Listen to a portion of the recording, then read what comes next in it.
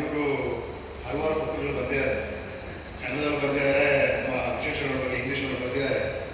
ಸುಭಾಷ್ ಚಂದ್ರ ಬೋಸ್ ಅವರು ಬರೆದಿರೋ ಬುಕ್ಕು ಮೊನ್ನೆ 2ನೇ ಆವೃತ್ತಿ ಕಂಡಿದೆ. ಅದು ನನಗೆ ಏನು ಕಳಿಸಿದ್ರು ಶ್ರೀಮಂತ್ ಸುಂದರಾಜ್ ಅವರು ರೌಂಡಮಾಷಿಗಳು ಭಕ್ತರು ಅಲ್ಲಿ ಒಂದು ಕೇಂದ್ರವನ್ನು ನಡೆಸ್ತಾ ಇದ್ದಾರೆ ನೋಡಿ. ಅವರು ಇವತ್ತು ಅಲ್ಲಿ ಪ್ರೋಗ್ರಾಮ್ ಇರಲಿಲ್ಲ, ಇವತ್ತು ನಿನ್ನೆ ಇನ್ವಿಟೇಷನ್ ನಿಮ್ಗೆ ಕಳಿಸಿದಾಗ ಅವರು ಕಳಿಸಿದ್ದೆ. ನಾನು ಅವ್ರಿಗೆ ಬರ್ತಾ ಕೊಟ್ಟಿರಲಿಲ್ಲ, ಅವ್ರಿಗೆ ಇನ್ವೈಟು ಮಾಡಿರಲಿಲ್ಲ. ನಾನು ಬರ್ತೀನಿ ನೋಡಿ, ಅವ್ರ self invited guest I also like come ಅಂತಂದ್ರು. ಅಯ್ಯೋ ನನಗೆ ಆಶ್ಚರ್ಯ ಆಯಿತು. ಸರಿ ಕಳೆದೆ, ಬನ್ನಿ ಸರ್, ಮೋಸ್ಟ್ ವೆಲ್ಕಮ್, ಬಂದು ಹೋಗಿ ಅಂತ ಹೇಳಿದೆ. ಇಲ್ಲಿ ಬಂದಮೇಲೆ ಲಾಸ್ಟ್ ಟೈಮ್ ಬಂದು ಒಂದು 2 ಡೇಸ್ ಇದ್ದರು. ಇಲ್ಲಿ ಒಂದು 2 ದಿವಸ ಇರ್ತಾರೆ ಅಂದ್ಬಿಟ್ಟು ಎಲ್ಲ ರೂಮೆಲ್ಲ ರೆಡಿ ಮಾಡಿಸಿದ್ದೆ.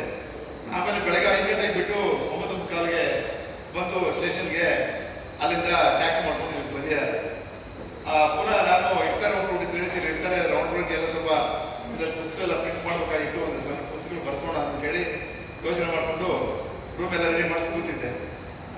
ಟಿಕೆಟು ಪುನಃ 5:45 ಗಂಟೆಗೆ ಹೋಗೋದಕ್ಕೂ ಬುಕ್ ಮಾಡ್ಕೊಂಡು ಬಂದ್ಬಿಟ್ಟವ್ರೆ. ನೋಡಿ ಹೇಗಿದೆ, ಯಾಕೆ ಸರ್ ಈ ಥರ ನೀವು ಹಂಗೆ ಹೋಗ್ಬೋದ ಥರ ಅಂತ ಕೇಳಿದೆ. ನನಗೆ ಬೇಜಾರಾಗಿದೆ ನೋಡಿ. ಅವರು ನಮ್ಮದು ಯಾವ ಥರ ಇದೆ ಅಂತಂದರೆ, ಅವ್ರು ಹೇಳಿ ನನಗೆ ಭಾಳ ಇದಾಯ್ತು ಮನಸ್ಸಿಗೆ. ಅವ್ರ ಮಿಸಸ್ ಹುಷಾರಿರುವಂತೆ. ನಾನು ರಾತ್ರಿಯಿಂದ 2 ಎಳ್ನೀರು ಕೊಟ್ಬಿಟ್ಟು ಬೆಳಗ್ಗೆ ಗಾಡಿಯಲ್ಲಿ ಬಿಟ್ಟು ಬಂದವ್ರು. ರಾತ್ರಿ ಪುನಃ 10 ಗಂಟೆಗೆ 9:45ಗೆ ಪುನಃ ಅವ್ರ ಮಿಸಸ್ ನೋಡ್ಕೋಬೇಕು, ಶ್ರೀಮತಿ ಅವ್ರು ನೋಡ್ಕೋಬೇಕು. ನಾನು ಮನೆಗೆಲ್ಲ ಹೋಗಿದ್ದೆ. ಇವರು ಭಾಳ ಅಂದರೆ ಎಷ್ಟು ಮಟ್ಟಿಗೆ ಸರ್ಕಾರ ಒಂದು ವ್ಯವಸ್ಥೆ ಇವ್ರನ್ನೆಲ್ಲ ಗುರುಸ್ಬೇಕಾಗಿತ್ತು, ಇದರ ಮಹಾನುಭಾವರನ್ನ ಗುರುಸಿಲ್ಲ. ಇದು ನಮ್ಮ ಸಮಾಜದ ಒಂದು ಏನಂತೀರ ಅದಕ್ಕೆ, ಅದೇ ಒಂದು ಒಂದು ಲ್ಯಾಬ್ಸ್, ಒಂದು ಲೋಪ. ಒಂದು ಸಮಾಜದ ಕೆಲವರು ಗುರುಸಿರ್ತಾರೆ, ಕೆಲವರು ಗುರುಸಿರಲ್ಲ. ಆದರೆ ಅವರು ಆ ಥರ ಗುರುಸೋಕೆ ಅದಕ್ಕೆ ಬಾದರ್ ಮಾಡೋರಲ್ಲ. ಅದರಿಂದ ರಮಣ ಬಗ್ಗೆ 1-2 ಮಾತಾಡ್ತಾರೆ. ಸರ್ ಟೈಮ್ ಆಗಿದೆ, ನಾನು ಇವತ್ತು ಆ್ಯಕ್ಚುಲಿ ಕಳಿಸಿದ್ದೆ, ಇವ್ರಿಗೆ ಬಂದಿದ್ದು ಒಳ್ಳೆದಾಯ್ತು. ಒಂದು ಸಣ್ಣ ಸನ್ಮಾನ ಮಾಡಿದ್ದೆ ನಾನು. ಇವತ್ತು ಸಿಕ್ಕಿದ್ದಾರೆ ಕೈಗೆ, ಯಾಕೆ ಇವರು ಇದ್ದಾರೆ ಸನ್ಮಾನ, ಅದಕ್ಕೆಲ್ಲ ಇವ್ರು ಮಾಡ್ಕೊಳ್ಳಲ್ಲ. ರಮಣರ ಬಗ್ಗೆ 1-2 ಮಾತಾಡ್ತಾರೆ. ಅದಾದ ನಂತರ ಎಲ್ರಿಗೂ ಒಂದು ಸನ್ಮಾನದ ಒಂದು ವಂದನಾರ್ಪಣೆ ಆಗುತ್ತೆ. ಸರ್ ದಯವಿಟ್ಟು ಮಾತಾಡಿ. ಓಂ ನಮೋ ಭಗವತೆ ಶ್ರೀ ರಮಣಾಯ. ನಮ್ಮ ಶ್ರೀನಿವಾಸ ರೆಡ್ಡಿಯವರ ಒಂದು ಪ್ರೀತಿ, ರಮಣರ ಮೇಲೆ ಇರ್ತಕ್ಕಂಥ ಭಕ್ತಿ, ಅದನ್ನು ಇವತ್ತು ಬರಬೇಕಾಯಿತು. ನನಗೆ ಟೈಮ್ ಆಗಿದೆ, ನಿಮಗೆಲ್ಲ ಗೊತ್ತಿದೆ, ನಿಮಗೆಲ್ಲ ಹಸುವಾಗಿದೆ. ನಿಮಗೆ ಒಂದು 5-10 ನಿಮಿಷ ರಮಣರ ಚಿಂತನೆಯನ್ನು ಮಾಡೋಣ ಅಂತ ನನ್ನ ಒಂದು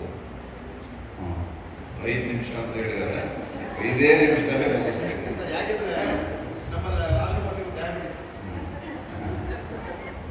ಈಗ ಇಂದಿನ ಒಂದು ಸಮಾಜದ ಒಂದು ಪರಿಸ್ಥಿತಿಯನ್ನು ನೋಡ್ತಾ ಇದ್ದೀರಿ.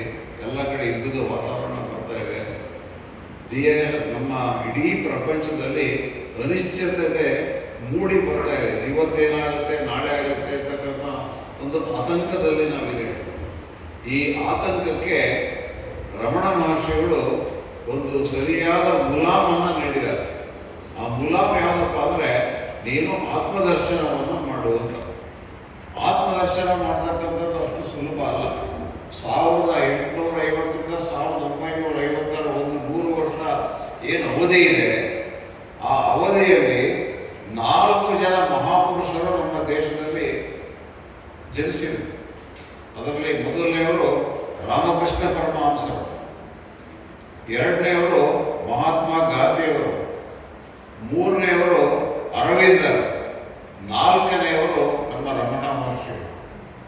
ಈ 4 ಜನರು ಸಹ ಒಂದೊಂದು ಯೋಗದಲ್ಲಿ ಪರಿಣಿತರಾಗಿರ್ತಕ್ಕಂಥವ್ರು. ಈ ಯೋಗ ಅಂತಂದರೆ ಅದು ಉಪನಿಷತ್ತಿನಲ್ಲಿ ಬರ್ತಕ್ಕಂಥದ್ದು. ಯಾವುದು? ಭಕ್ತಿ ಯೋಗ, ಆಮೇಲೆ ಇನ್ನೊಂದು ಕರ್ಮಯೋಗ, ಆಮೇಲೆ ರಾಜಯೋಗ, ಮತ್ತು ಇನ್ನು ಕೊನೆಯದು ಜ್ಞಾನಯೋಗ ಅಂತಕ್ಕಂಥದ್ದು. ರಾಮಕೃಷ್ಣರು ಭಕ್ತಿ ಯೋಗದಲ್ಲಿ ಅವರು ನಮ್ಮನ್ನು ಕರೆದುಕೊಂಡು ಹೋದರೆ, ಮಹಾತ್ಮ ಗಾಂಧಿ ಕರ್ಮಯೋಗದಿಂದ ನಮ್ಮ ದೇಶಕ್ಕೆ ಸ್ವಾತಂತ್ರ್ಯವನ್ನು ತಂದುಕೊಟ್ಟರು. ಅದೇ ರೀತಿ ಅರವಿಂದರು ರಾಜಮಾರ್ಗವನ್ನು, ರಾಜಯೋಗವನ್ನು ನಮಗೆ ಬೋಧನೆ ಮಾಡಿದರು. ನಮ್ಮ ಮಹರ್ಷಿಗಳು ನಮಗೆ ಜ್ಞಾನ ಯೋಗವನ್ನು ನಮಗೆ ಬಿಟ್ಟು ಹೋಗಿರ್ತಕ್ಕಂಥದ್ದು. ಆಗಲೇ ನಮ್ಮ ಗುರುರಾಜ್ ಹೇಳಿದಾಗ ಅವ್ರು ಮಾತೇ ಆಡ್ತಿರ್ಲಿಲ್ಲ, ಅವ್ರಿಗೆ ಒಂಥರ ಮೌನಿಗಳು. ಆದರೆ ಆ ಮೌನದಲ್ಲೂ ಸಹ ನಮ್ಮನ್ನು ಎಚ್ಚರಿಸ್ತಕ್ಕಂಥ ಒಂದು ಕೆಲಸವನ್ನು ಅವರು ಮಾಡಿದರು. ಅಂತಹ ಒಂದು ಅದ್ಭುತವಾಗಿರ್ತಕ್ಕಂಥ ಕಾರ್ಯ ಅವರಿಂದ ನಡೆದಿದೆ.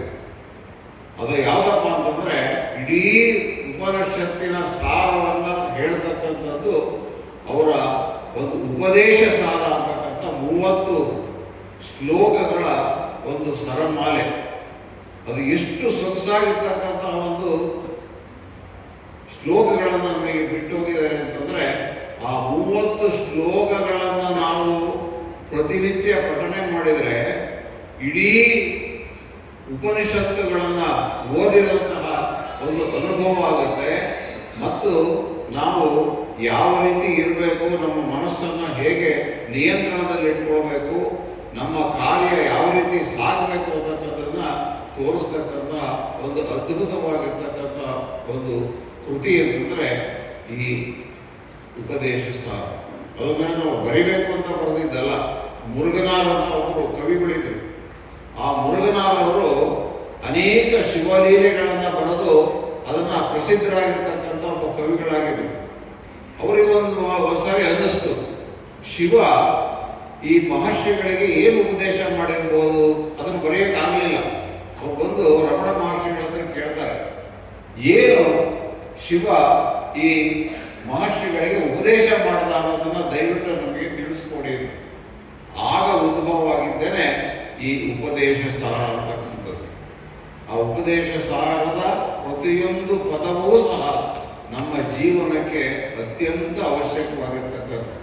ಅದರಲ್ಲಿ ಮೊದಲನೇದು ಬರುತ್ತೆ, ಕರ್ತೃರಾಜ್ಞೆಯ ಪ್ರಾಪ್ಯತೆ ಫಲಂ ಕರ್ಮ ಕಿಂಪರಂ ಕರ್ಮ ತಜ್ಜಡಂ.